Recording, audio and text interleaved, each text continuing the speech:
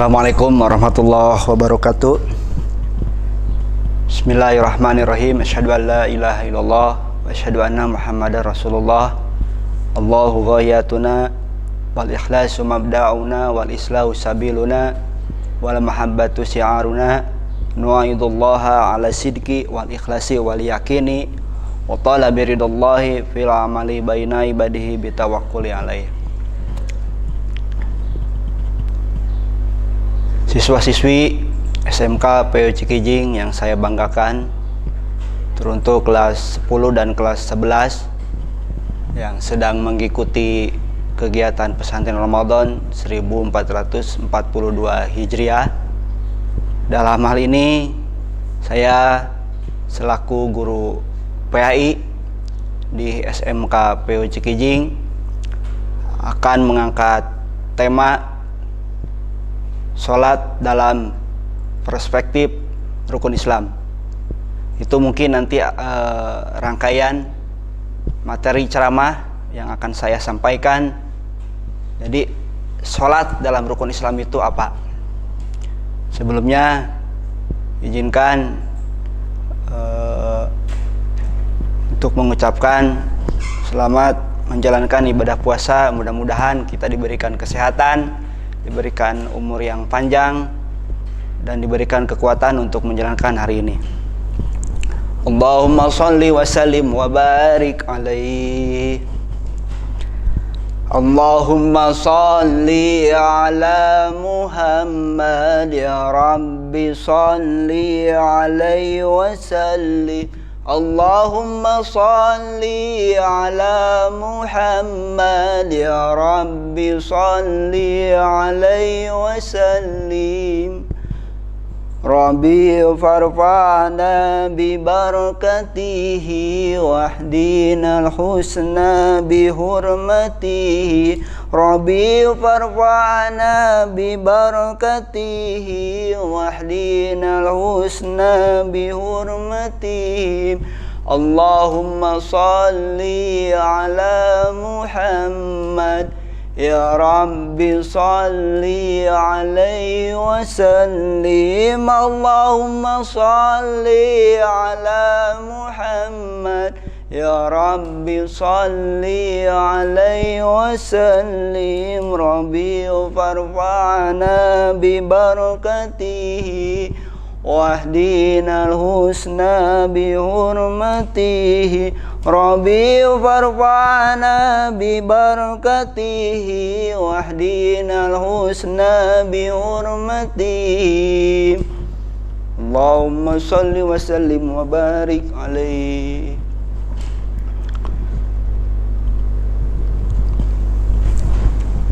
Baik, pada seluruh siswa-siswi SMK PU Cikijing, dalam hal ini saya akan menjelaskan sholat apa yang ada di rukun Islam tersebut.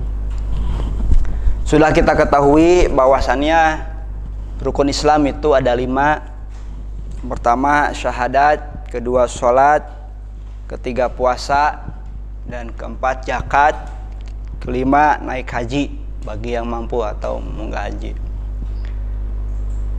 Sholat dalam bahasa berarti berdoa. Sholat dalam bahasa berarti berdoa. Kemudian menurut istilah yang saya ketahui, sholat menurut istilah ialah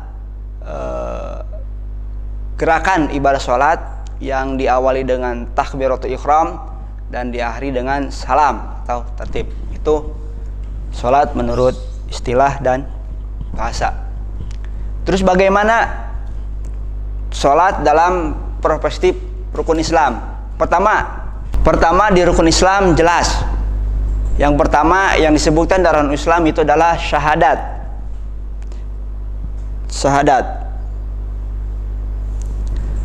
Dua kalimat syahadat menjadi syarat mutlak untuk memeluk agama Islam. Selain dibaca seseorang hendaknya masuk Islam, syahadat juga dibacakan ketika adzan dan sholat. Nah, dalam hal ini pembacaan tata letak syahadat ketika dalam sholat itu ketika dalam tahiyatul, baik tahiyatul awal, baik tahiyatul akhir. Jadi termasuk, jadi bacaan sholat dan syahadat ada di dalam bacaan sholat. Asyhadu an la ilaha illallah wa asyhadu anna muhammadar rasulullah. Terdapat pada gerakan tahiyatul awal atau tahiyatul akhir. Itu yang pertama, syahadat. Itu bacaannya bacaan tahiyatul. At-tahiyatul mubarakatus sholawatut thayyibatul lillah assalamu alayka dan seterusnya. Itu ya, terdapat dalam bacaan tahiyatul. Kemudian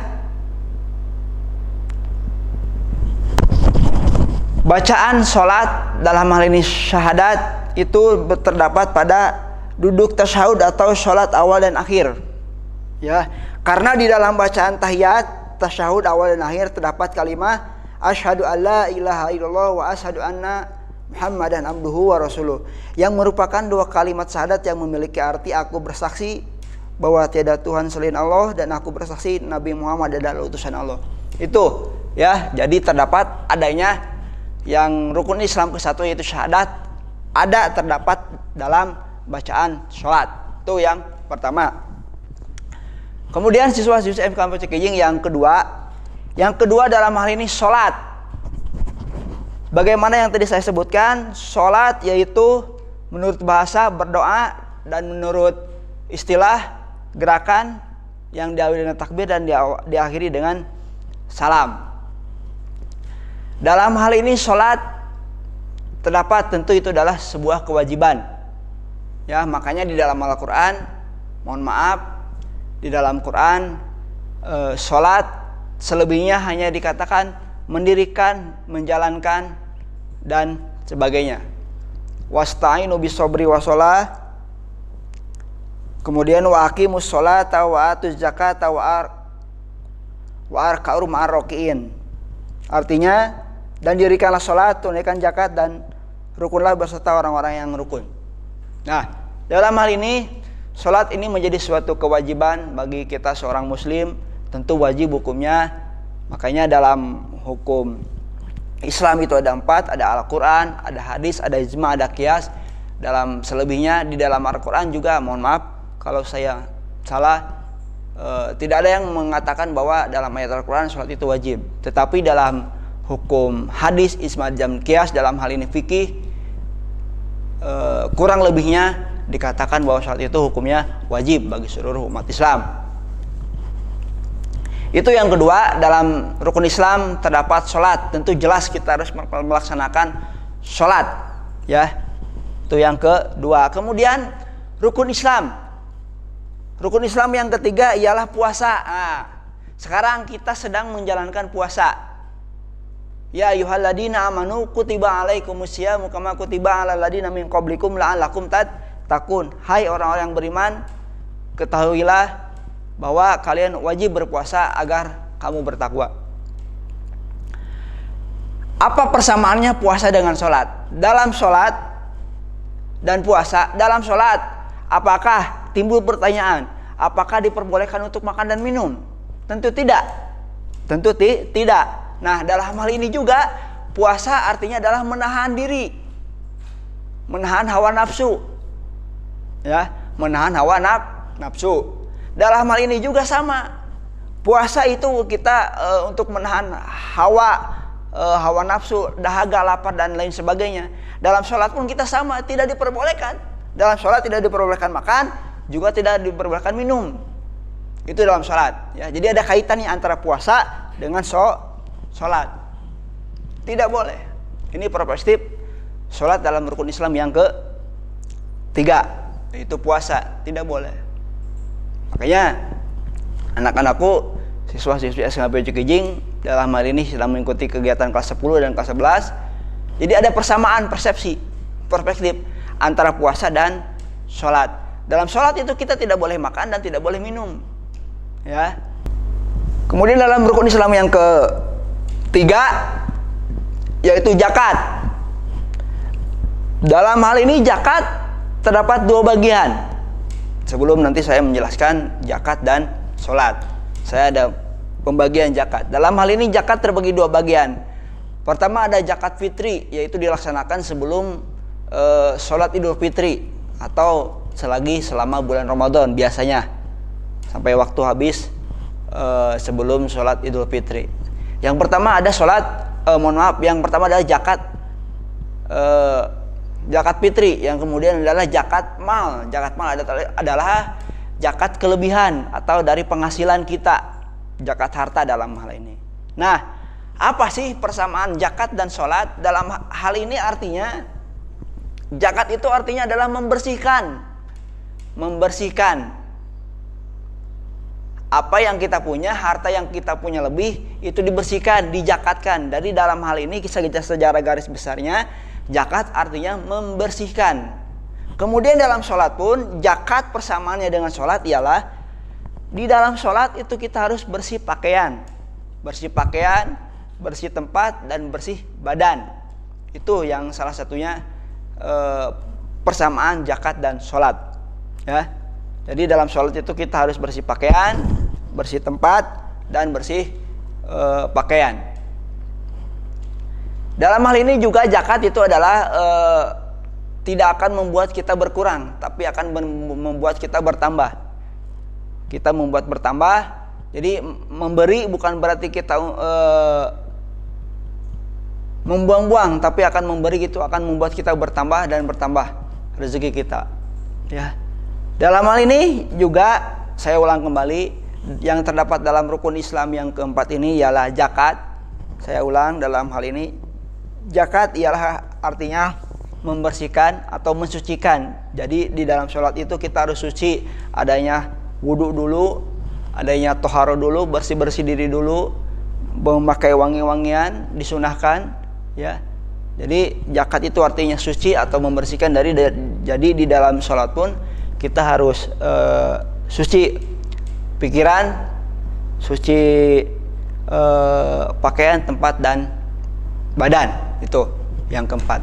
Kemudian yang terakhir dalam hal ini rukun Islam yang kelima adalah naik haji atau munggah haji, man istata'a ilaihi sabila, bagi yang mampu di jalannya. Apa sih persamaan rukun Islam yang kelima ini dengan sholat? Mohon maaf, orang-orang berpergian haji itu pasti kita menghadapnya ke Masjidil Haram yang terdapat di kota Mekah. Dalam hal ini adalah Masjidil Haram, terdapat ada bangunan Ka'bah. Dan kita pun seluruh umat Islam di dunia itu sholat pun kita menghadap ke kiblat atau Masjidil Haram. Dalam hal ini di sana ada bangunan Ka'bah. Jadi diwajibkan kita semuanya menghadap ke kiblat. Dan ibadah haji pun kita menujunya ke Masjidil Haram. Terdapat di sana ada kubah seperti itu. Jadi barangkali ini mungkin rangkaian-rangkaian sedikit materi persamaan rukun Islam dengan sholat dalam hal ini yang selalu kita lakukan sehari-hari, bahkan hukumnya wajib menurut perintah agama dan sunnah-sunnah lainnya. Itu saja. Mungkin barangkali nanti kalau ada yang bertanya terkait sholat dalam perspektif rukun Islam, silakan boleh komen di bawah ini atau mungkin like di channel YouTube SMK FPC Kijing. Itu saja yang saya sampaikan.